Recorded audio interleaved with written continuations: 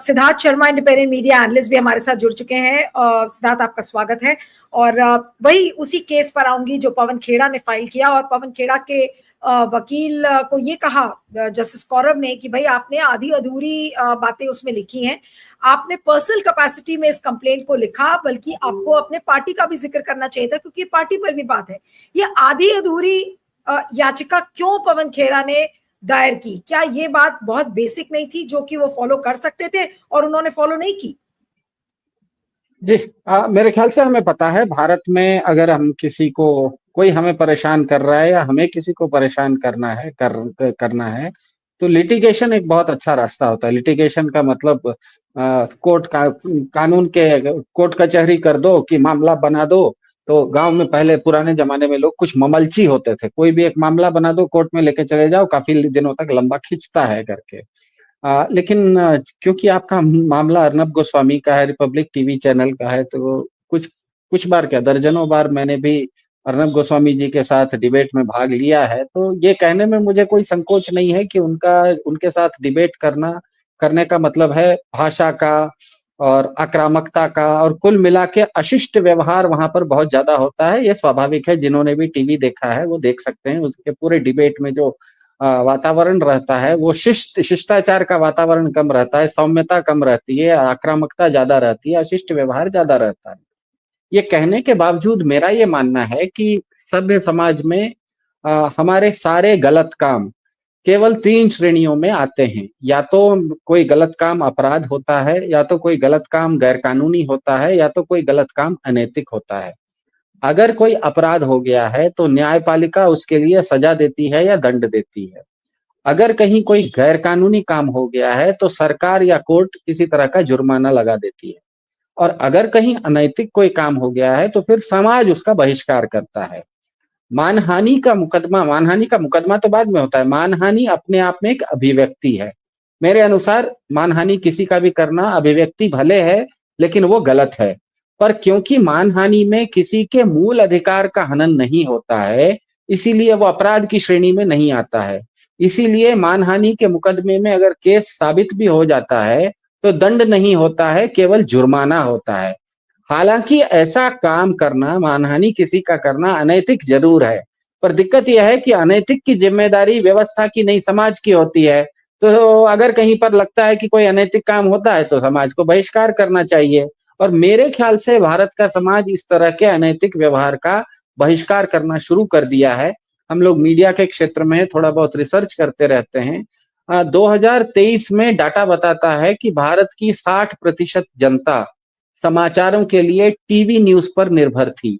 TV news के माध्यम से भारत की 60% से ज्यादा जनता समाचार को प्राप्त करती थी। लेकिन 2024 आते आते वो 60% टीवी न्यूज के बदले सोशल मीडिया पर आ गया, यूट्यूब पर आ गया, जनगण मन के जैसे चैनलों पर आ गया। 60% भारत का, आज 60% से ज्यादा भारत की जनता सोशल मीडिया से अपना न्यूज को प्राप्त करती है। वो चाहे रवीश कुमार हो, चाहे नीलू व्यास का जनगण मन हो, या ध्रुव राठी जैसे लोग हों, बहुत सारे इस तरह के चैनल हैं। तो 60% से ज्यादा जनता ने अर्नब गोस्वामी के तरह की उनकी जो आक्रामक और अशिष्ट शैली है उसका बहिष्कार समाज ने कर दिया है। और इसका सबसे बड़ा प्रमाण यह है कि 2024 के लोकसभा चुनाव में पूरा सारा टीवी चैनल आप देखिए, सभी टीवी चैनल 400 पार ही बोल रहे थे। सारे चैनल 400 पार दे रहे थे, लेकिन अंत में हुआ क्या, भाजपा को 240 की बैसाखी पर आ गई। तो लोगों ने तो टीवी देखा ना, लोगों ने समाचार देखा। कौन सा समाचार देखा? ज्यादातर लोगों ने टीवी का समाचार नहीं देखा, जनगण मन जैसे चैनल देखे। और यहाँ पर जिस तरह की सच्ची पत्रकारिता होती है, तथ्यात्मक वर्णन होता है, उस पर निर्भर हुए। इसीलिए भले 400 पार का नारा TV news, mainstream TV media दे रहा हो, मेरे ख्याल से उसको अब मेन स्ट्रीम कहना गलत हो जाएगा। वो अब माइनॉरिटी मीडिया है, क्योंकि 60% से ज्यादा तो सोशल मीडिया आजकल यूट्यूब पर लोग समाचार देख रहे हैं। तो मेरे ख्याल से कांग्रेस ने या इन्होंने क्या कहते हैं, अपने पवन खेड़ा ने जिस तरह का भी केस किया है, दूसरा एक थोड़ा सा इसमें कानूनी दावपेच है। थोड़ा सा भारत में अगर आप किसी के ऊपर मानहानि का मुकदमा दायर करते हैं तो आप मुकदमा तो दायर कर सकते हैं, लेकिन मानहानि हुई करके आपको प्रमाणित करना है। सामने वाले को कुछ नहीं करना है, आपको प्रमाणित करना है कि आपकी मानहानि हुई। दूसरी बात यह है कि मानहानि व्यक्ति की होती है। किसी पार्टी की या किसी चीज की मानहानि नहीं होती। मतलब मैं किसी टेबल को बेइज्जत नहीं कर सकता।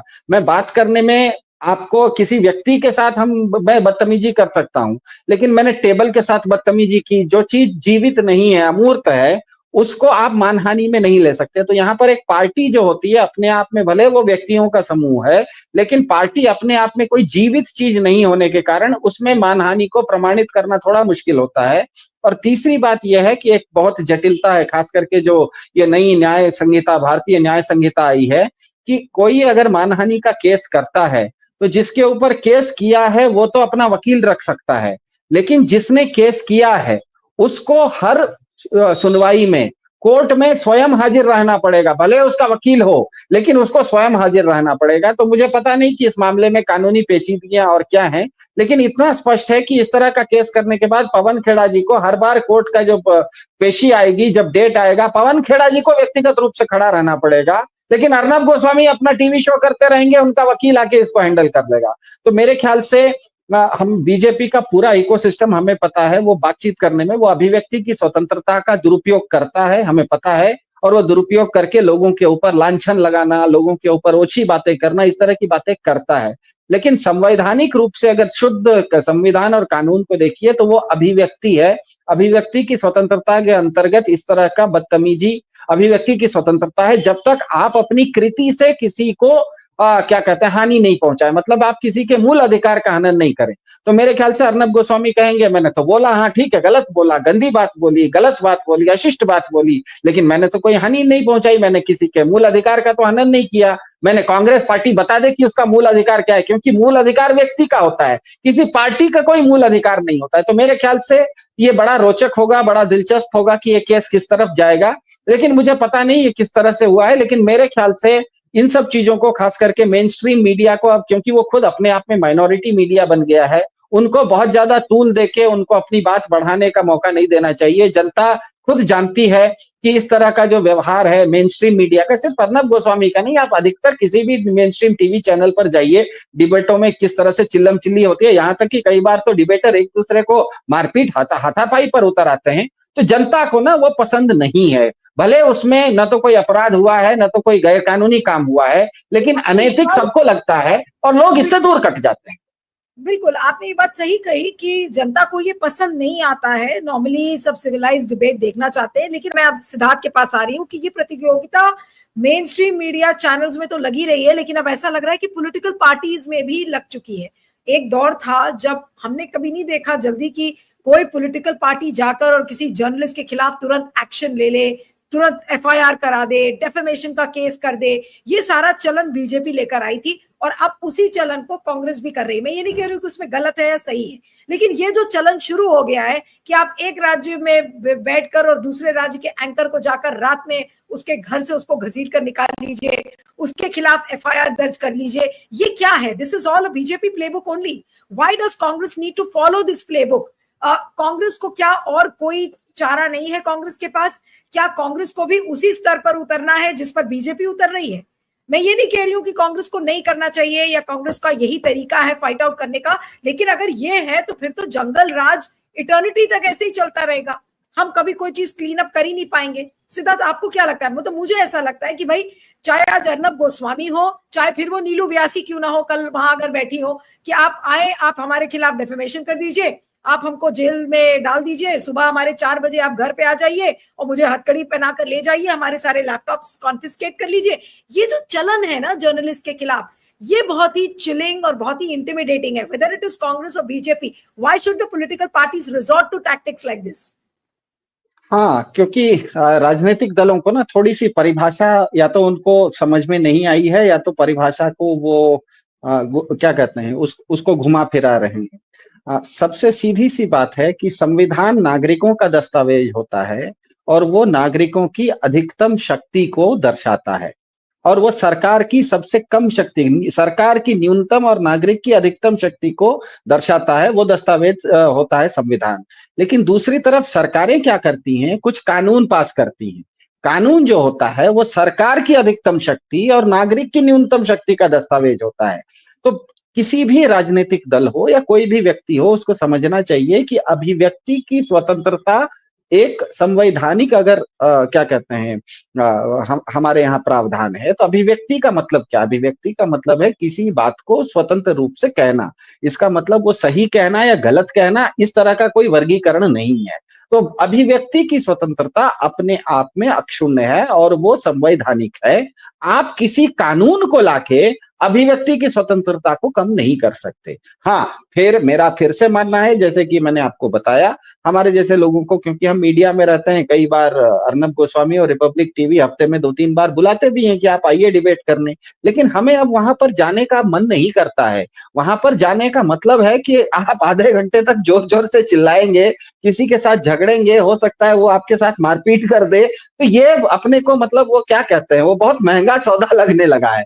और एक साधारण सी बात है, आप कहीं पर भी, एक बाजार है, बाजार में सैकड़ों लोग घूम रहे हैं, मान लीजिए किसी भी कारण से उस बाजार में अगर हल्ला हंगामा हो जाता है, तो आप देखिएगा अगले 5 मिनट में अधिकतर लोग, 90% लोग वो बाजार छोड़ के भाग जाते हैं, वहां पर अचानक सन्नाटा हो जाता है। इसका मतलब ही है कि भारत की जनता मूलतः आक्रामक नहीं है, सौम्य है, वो हिंसक नहीं है। कहीं हल्ला गुल्ला ज्यादा होता है तो वो पसंद नहीं करती, वो मुंह फुरा के चली जाती है। और दिक्कत ये हो गई कि मेन स्ट्रीम मीडिया, क्योंकि उसकी निर्भरता सरकार के ऊपर बहुत ज्यादा है, आप अगर एक न्यूज चैनल शुरू करना चाहें टीवी के ऊपर, तो आपको प्रसार भारती से आपको लाइसेंस लेना है, आपको कुछ फीस देना है। तो आप क्योंकि सरकार के ऊपर एक बार निर्भर हो गए, सरकार आपकी आका हो गई, तो आप एक तरह से सरकार के माउथपीस बनने के लिए आपकी वो मजबूरी हो जाती है कि आप सरकार के माउथपीस बने। लेकिन सोशल मीडिया जब से आया है, मान लीजिए किसी को यूट्यूब चैनल शुरू करना है, उसको भारत सरकार से थोड़ा कुछ बात करनी है, वो तो अपना यूट्यूब चैनल शुरू कर लेगा। और दूसरी बात यह है कि यूट्यूब चैनल पर क्योंकि जो चर्चाएं होती है वो शिष्ट ढंग से होती हैं, वहां पर आक्रामकता कम होती है, जो कि भारत की ज्यादातर जनमानस का वो प्रतिबिंब है। भारत की ज्यादातर जनमानस हल्ला हंगामा आक्रामकता पसंद नहीं करता, तो इसीलिए भी यूट्यूब चैनल आज ज्यादा चल रहे हैं।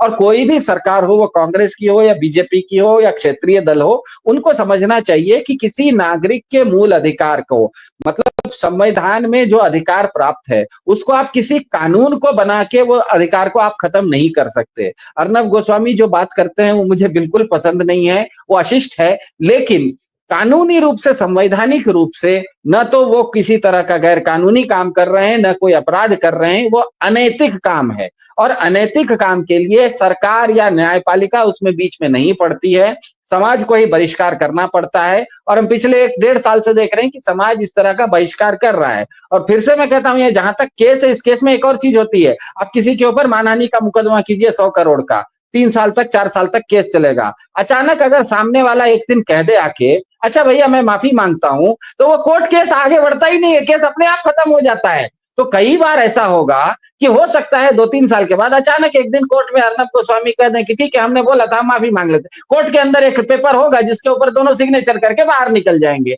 तो मेरे ख्याल से ये चीज ऐसी है, नहीं है कि कहीं कोई अपराध हुआ है, न कोई गैर कानूनी काम हुआ है, न तो इसमें किसी को दंड है। अधिकतम यही होगा कि साबित होगा तो किसी तरह का जुर्माना होगा। वो जुर्माना से बचने के लिए एक बहुत अच्छा रास्ता है कि माफीनामा दे दो। मेरे ख्याल से ये बहुत बड़ी चीज नहीं है। हाँ, ये चीज जरूर है कि इस तरह का व्यवहार करने के कारण गोदी मीडिया ने अपनी विश्वसनीयता इस हद तक आज खो दी है कि जनता खुद गोदी मीडिया को कम देख रही है और जनगण मन जैसे चैनलों को आज ज्यादा देख रही है। ये अपने आप में प्रमाण है कि लोगों को शिष्ट और ढंग का क्या कहते हैं, तर्क वितर्क अच्छा लगता है। झगड़ा, हल्ला, हंगामा, एक दूसरे को गाली देना, गलौज देना, तू तड़ाक करना, ठीक है, भारत के प्रधानमंत्री जी कर लें बैराक ओबामा के साथ तू तड़ाक, लेकिन हम आप तो नहीं कर सकते ना एक दूसरे के साथ तू तड़ाक। है कि जनगण मन पर नीलू व्यास भले एक स्टैंड ले लेती हैं कि अर्नब गोस्वामी भले वो सही बोल रहे हैं या गलत बोल रहे हैं, लेकिन उनके ऊपर केस करना कहां तक सही है, ये सवाल आप तो अर्नब गोस्वामी के लिए कीजिएगा, लेकिन अर्नब गोस्वामी कभी आपके लिए आके खड़ा होने वाले नहीं है। यही अंतर है जो कि हमें ध्यान में रखना है। और सबसे बड़ी बात है, भारत के समाज में ना बहुत पहले एक कहावत थी, उघरई अंत न होई निबाहु, काल नेमिज में रावण राहु। झूठ बोलना और गलत भाषा का इतिहास इस्तेमाल करना इतिहास में बहुत पुराना है। रावण ने भी झूठ साधु के वेश में आके सीता से झूठ बोला, कृष्ण ने भी द्रोणाचार्य वध में झूठ बोला।